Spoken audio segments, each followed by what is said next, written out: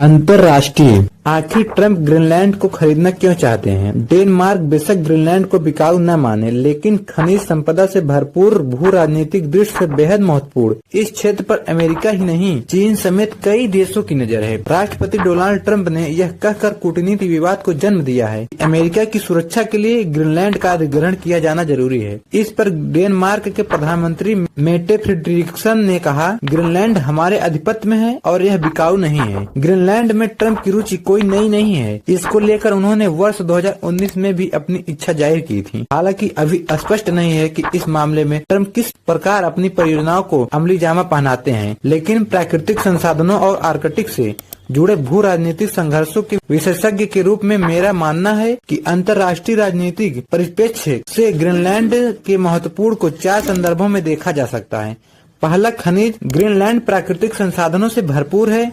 यहाँ सोना व प्लेटिनियम जैसी कीमती धातुओं के अनुकूल भंडार है, तो जस्ता, लोहा, यूरेनियम, तांबा, निकल व कोबाल्ट सहित नियोडिमियम, डिस्प्रोसियम और प्रेसियोडायमियम जैसे दुर्लभ तत्व भी मौजूद हैं। डेनमार्क व ग्रीनलैंड के भूवैज्ञानिक सर्वेक्षण 2023 के मुताबिक बर्फ की चादर के निरंतर पीछे हटने पर नए भंडार मिलेंगे। ग्रीनलैंड में मौजूद दुर्लभ तत्व न केवल सौर और पवन ऊर्जा आधारित तकनीकों बल्कि सैन्य अनुप्रयोगों के लिए भी आवश्यक है। दूसरा, चीन की नजर। करीब 1 दशक से ग्रीनलैंड पर चीन भी अपने नजर गड़ाए बैठा है। वर्ष 2015 में ग्रीनलैंड के वित्त और आंतरिक मंत्री क्यू जैक्तिसोक ने खनन, जल विद्युत, बंदरगाह और अन्य बुनियादी ढांचा परियोजनाओं में संभावित निवेश पर चर्चा करने के लिए चीन का दौरा किया था। एक firm China communication constructions company 2 हवाई अड्डे बनाने के लिए बोली गई, एक राजधानी नुवुक में, दूसरा इलुलिसैट में।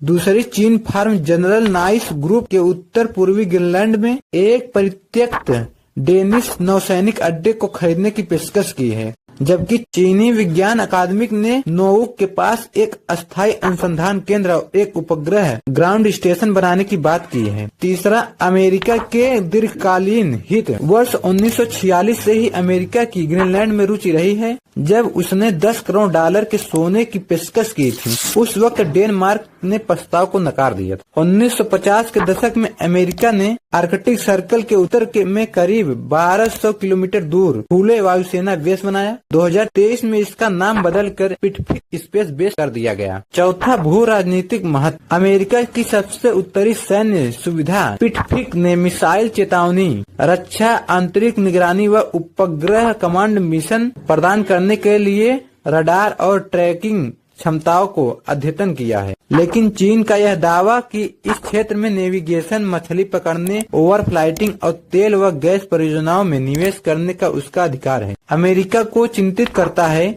ग्रीनलैंड भौगोलिक रूप से उत्तरी समुद्री मार्ग और उत्तर पश्चिम मार्ग 2 आर्कटिक शिपिंग मार्गों के बीच स्थित है, जिसका महत्व समुद्री बर्फ के सिकुड़ने के साथ बढ़ रहा है। 2050 तक मध्य आर्कटिक महासागर के मध्य से एक ट्रांसपोलर समुद्री मार्ग खुलने की संभावना है, लेकिन ग्रीनलैंड की करीब 60,000 की आबादी इसे स्वतंत्र राष्ट्र के रूप में देखना चाहती है। बीजिंग की इच्छा भी ग्रीनलैंड को स्वतंत्र राष्ट्र बनने देने में है, जिसमें इसकी निर्भरता नाटो और यूरोपीय देशों पर कम हो जाएगी और चीन अपने हित स्वतंत्र सरकार के पूरे करवा सकेगा।